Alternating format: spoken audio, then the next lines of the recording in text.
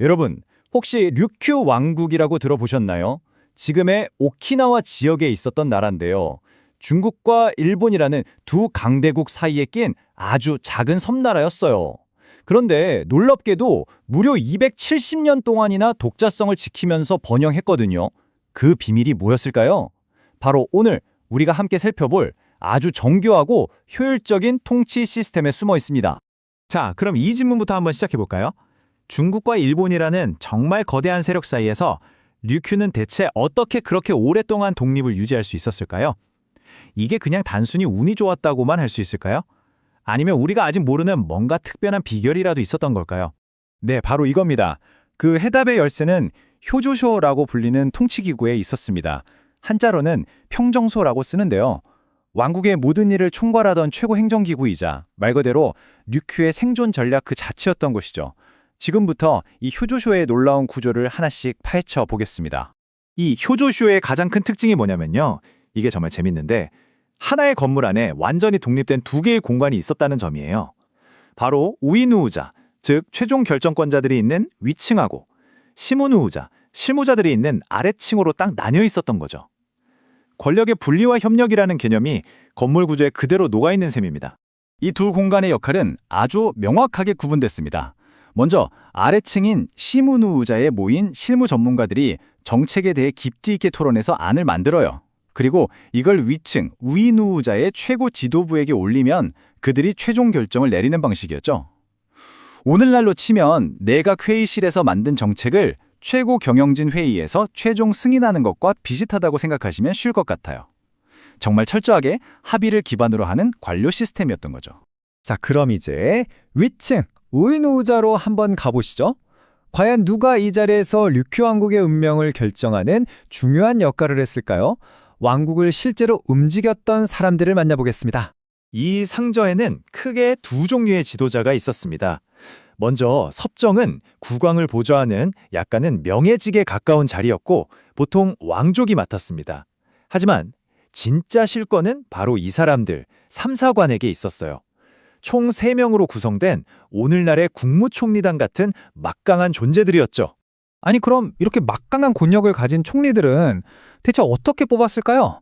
아버지가 아들에게 물려주는 세습이었을까요? 아니면 국왕이 마음대로 임명했을까요? 정답을 들으시면 아마 깜짝 놀라실 겁니다. 그건 바로 선거였습니다. 네, 맞아요. 수백 년 전 유큐 왕국에 이미 최고위직을 투표로 뽑는 아주 현대적인 제도가 있었던 겁니다. 구체적으로 보면 한 200명 정도 되는 고위 귀족이랑 사족들이 투표권을 가졌습니다. 근데 여기서 정말 대단한 점이 뭐냐면 왕족은 투표는 할 수 있었지만 왕권이 너무 강해지는 걸 막기 위해서 삼사관 후보는 될 수 없었다는 사실이에요. 정말 정교한 권력 견제 상치라고 할 수 있죠. 자, 위층 구경은 이쯤 하고 이제 다시 아래층 시무누자로 내려가 보겠습니다. 이곳은 왕국의 행정 엔진을 담당했던 그야말로 국가의 핵심 두뇌 집단이 모여있던 곳입니다. 이분들을 표시 모인이라고 불렀습니다. 말 그대로 15명의 고위 관료들로 구성된 협의체인데요. 오늘날의 장관급에 해당하는 인물들이라고 보시면 됩니다. 평소에는 각자 자기 부서에서 일을 하다가 중요한 일이 생기면 바로 이 효조쇼에 모여서 국가의 실무를 총괄했던 거죠. 이 표 15인의 구성을 보면 정말 흥미로운 게 있어요. 한번 보세요. 전체 15명 중에 재정을 다루는 사람이 무려 6명, 거의 절반이죠. 그리고 나머지 7명이 재정 외에 모든 국정을 담당했어요. 이 인원 구성만 봐도 류큐 왕국이 나라 살림, 그러니까 경제와 재정을 얼마나 중요하게 생각했는지 바로 알 수 있습니다. 그런데 이 표 15인은 그냥 회의만 하는 자리가 아니었어요. 아주 체계적이고 전문적인 행정 부서들을 직접 이끌었습니다. 행정 조직은 크게 두 축으로 나뉘었다고 보시면 돼요. 하나는 물봉행이라는 부서가 국가의 재정과 경제를 전부 총괄했고요. 다른 하나인 신구방이 외교, 내모, 사법 같은 나머지 모든 실무를 담당했죠. 이렇게 업무를 철저하게 나눠서 전문성을 극대화했던 겁니다. 자, 지금까지 쭉 살펴봤는데 이렇게 복잡하고 정교한 시스템이 어떻게 그렇게 오랫동안 효과적으로 작동할 수 있었을까요? 그 힘은 과연 어디서 나왔을까요?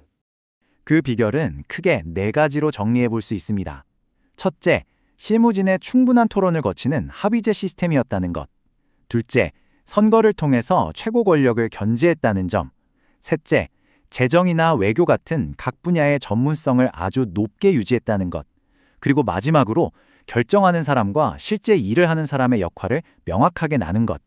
이 모든 요소들이 합쳐져서 작은 나라 류큐를 지탱하는 아주 견고한 뼈대가 되어준 겁니다. 수백 년 전 이 작은 섬나라가 만들어낸 시스템, 정말 놀랍지 않나요? 권력을 나누고 전문가를 믿고 또 함께 토론해서 길을 찾았던 이 류큐 왕국의 지혜가 어쩌면 오늘날 이 복잡한 사회를 살아가는 우리에게도 시사하는 바가 참 많은 것 같습니다.